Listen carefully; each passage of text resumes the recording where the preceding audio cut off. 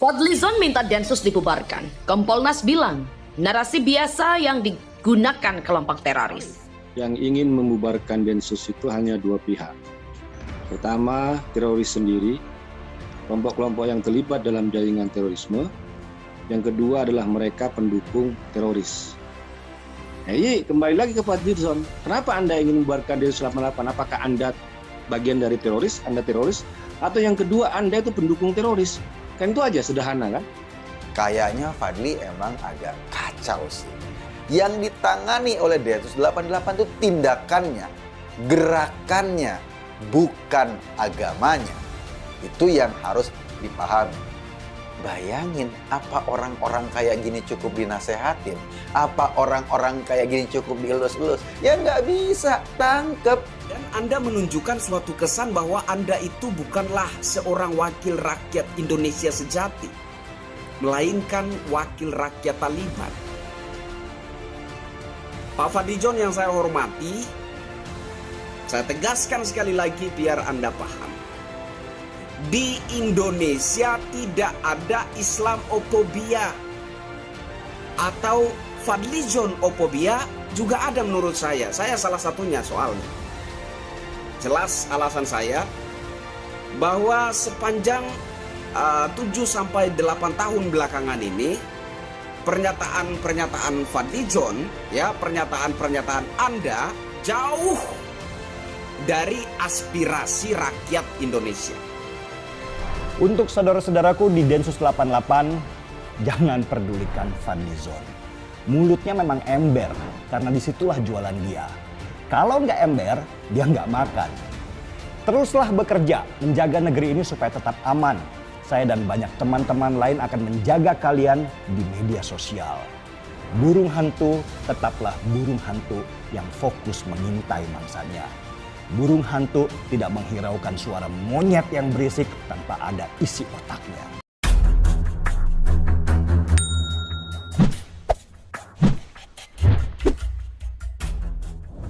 Juru bicara Komisi Kepolisian Nasional atau Kompolnas Pungki Indarti menilai pernyataan anggota DPR RI fraksi Partai Gerindra Fadlizon yang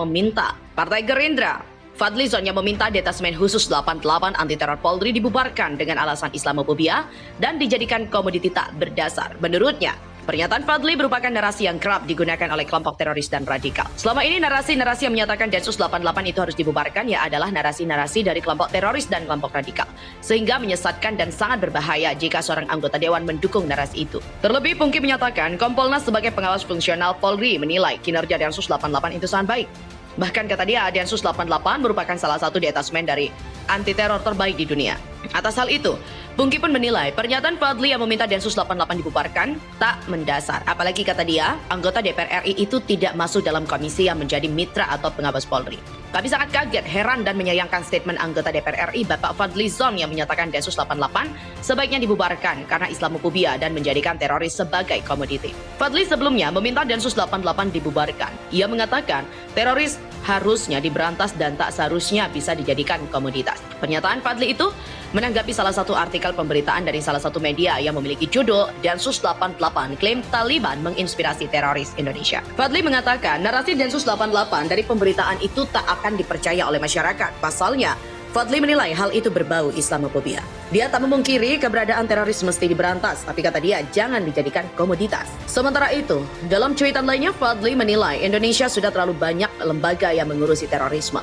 Menurutnya, adanya BNPT dianggap sudah cukup. Sebuah statement dari Kepala Bagian Bantuan Operasi atau Kabak Banops Densus 88 Polri, Kombes Pol Aswin Siregar, yang mengatakan bahwa tak menutup kemungkinan akan meringkus kembali pihak yang terkait jaringan teroris JI. Tanggapan berikutnya bisa menggegerkan publik. Hal ini rupanya cukup menggegerkan otak saya sebelum Densus 88 memulai acara ciduk-ciduknya ya. Untungnya saja ini saya tidak geger otak ya, cepat sembuh dengan secepat badai topan. Statement ini juga sontak membuat dunia persilatan menjadi gempar. Saya menjadi penasaran dan ikut belajar jurus-jurus aliran untuk mencari benang merah. Tapi pakai logika dong, siapa kira-kira yang nanti akan digelandang oleh Densus 88 untuk dimintai keterangannya? Lalu mungkin saja statusnya naik atau turun.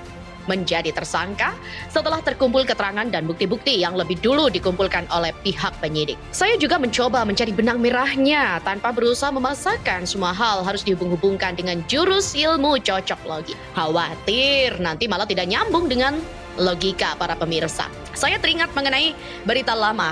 Tukang baca berita memang suka begitu ya. Dan naga-naganya sih sekarang menjadi nyambung benang merahnya setelah muncul statement dari Kombes Pol Aswin Siregar itu. Ingat ya, cluenya, 1 teroris, 2 JI, dan 3 dikenal publik sehingga bisa menggegerkan publik. Dulu, tanggal 6 Oktober 2021, FZ pernah berkata mirip seperti Abu Bakar Ba'asyir. Narasi semacam ini tak akan dipercaya rakyat lagi, berbau Islamofobia. Dunia sudah berubah, sebaiknya Densus 88 ini dibubarkan aja, kata FZ. Dan saya berpatokan dari berita resmi ini, bukan berita hoax, dan sumber beritanya ada, yaitu dari detik.com. Lalu apa hubungannya Abu Bakar Ba'asyir dengan kelompok Jamaah Islamiyah? Pemimpin spiritual Jamaah Islamiyah, dia sudah pernah ditangkap dan dipenjarakan karena terlibat dalam kegiatan terorisme yaitu bom Bali 1 dan 2. Apa yang kita pikir jika FZ ini berkata seperti ABB? FZ mirip dengan ABB, mirip kaum tertentu yaitu kaum JI. Dan karena JI itu secara resmi dinyatakan sebagai kelompok teroris, maka cara bicara FZ yang menyerupai kaum teroris, ya. Ini logika sederhana kok. Itu baru 1 benang merah yang ditemukan. Jangan dulu buru-buru menyimpulkan. Masih ada lagi benang merah lainnya. Gara-gara FZ berkata seperti itu, salah satu kader Gerindra, Arief Puyono, bereaksi lalu mengatakan bahwa FZ terlibat dengan teroris. Apa? Teroris? Ups. Yang bilang itu rekan satu partai loh. Mungkin Arief tahu sesuatu yang tidak diketahui ini. Selanjutnya, Pak Arief berkata, tokoh politik yang khusus Densus 88 dibubarkan pasti punya hubungan khusus dengan teroris dunia. Tujuannya memperkuat jaringan teroris subur di Indonesia. Dan bisa saja ini adalah pesanan atau orderan dari jaringan teroris agar menyusup ke dalam badan legislatif lalu mempengaruhi dari dalam. Membuat usulan pembubaran Densus 88 dengan tujuan melemahkan kekuatan kontra teroris. Sangat tidak masuk akal jika ada yang menginginkan Densus 88 dibubarkan. Sebab di negara-negara lain pun ada pasukan atau tim seperti Densus 88 atau Gultor 81 yang merupakan pasukan Kopassus anti teroris. Nah, jika ada tokoh politik atau pejabat negara yang menginginkan dan mengusulkan Densus 88 dibubarkan, maka BIN, Polri, dan TNI untuk bisa mengawasi dan menyelidiki keterkaitan tokoh-tokoh yang menginginkan Densus 88 dibubarkan. Sebab kemungkinan besar mereka itu bagian dari jaringan teroris dunia. Lalu setelah itu lama tak ada tanggapan, juga tidak ada reaksi dari pihak lain. Mungkinkah FZ ini lagi terpantau? Saat itu menjadi masa tenang. Cukup lama, mungkin publik sudah lupa ya. Tapi ada pula yang tidak lupa, seperti Anda para pemirsa setia kami. Dan berita Arief yang menuding FZ terlibat terorisme mungkin didiamkan. Lalu kita biarkan waktu yang akan menjawab berita lama itu. Dan sekarang ini, waktu-waktu inilah pernyataan Pak Arief itu menjadi lebih jelas.